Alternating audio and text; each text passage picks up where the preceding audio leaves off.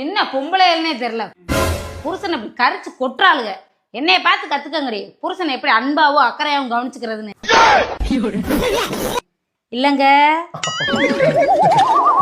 ஏங்க, நீங்க எப்பயாவது யோசிச்சிருக்கீங்களா அடுத்த ஜென்மத்திலே நானே உங்களுக்கு பொண்டாட்டியா வரணும்னு? விளங்குமா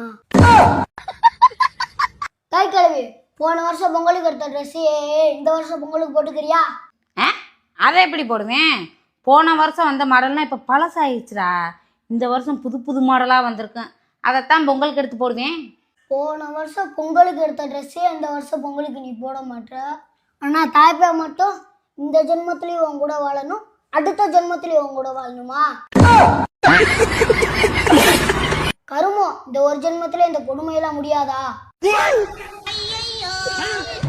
அப்படி கேள்றா, நாக்கள் நக்கிட்டு மூக்குச்சிலே சிந்தின மாதிரி.